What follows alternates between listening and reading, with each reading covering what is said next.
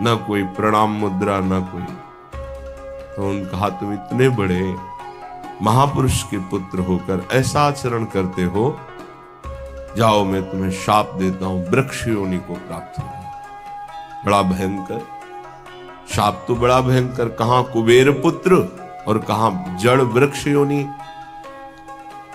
पर कृपालु नारद जी ने कहा वृक्ष तो बनोगे पर नंदालय के द्वार में वृक्ष बनोगे,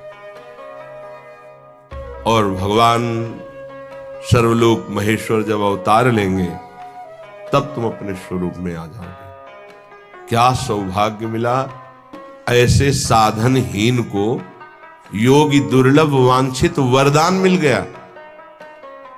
प्रभु उस नारद जी की बात सत्य करने के लिए जब मैया ने ओखली में बांधा तो ओखली घसीटते हुए वहां पहुंचे और दोनों वृक्षों के बीच में फंसा के ऐसा झटका मारा, दोनों वृक्ष गिर पड़े और उनसे दिव्य पुरुष यही नलकूबर मणिगिरी प्रकट हुए और भगवान का दर्शन, भगवान के वचन, भगवान का स्पर्श प्राप्त किया। क्या ये शाप है?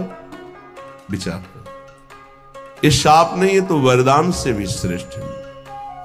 अगर कोई हमें शाप भी देता है तो हमारे कर्म का मार्जन होता है, हमारा कोई नाश नहीं कर सकता, हमारे कर्म ही हमको दंड देते हैं। इसलिए कह रहे नाहंता ममते वृथा कुरु सखे, देहालय स्त्रियादिके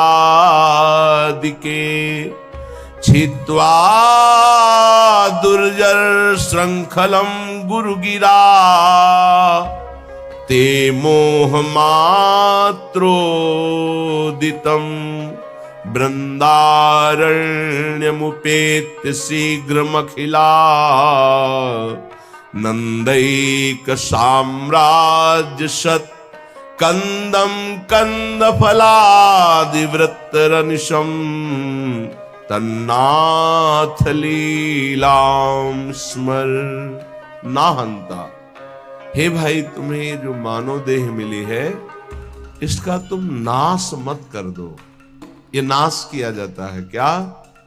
जो पराई माताओं बहनों की तरफ व्यभिचार वृत्ति, जो दूसरे की धन की तरफ अपहरण वृत्ति, भोगों को भोगने में सुख वृत्ति, देहाभिमान पुष्ट करने वाले पदों की लालसा, ये सब अपना एक तरह से पतन किया जाता है और इसे संसार में उन्नति मानी जाती है।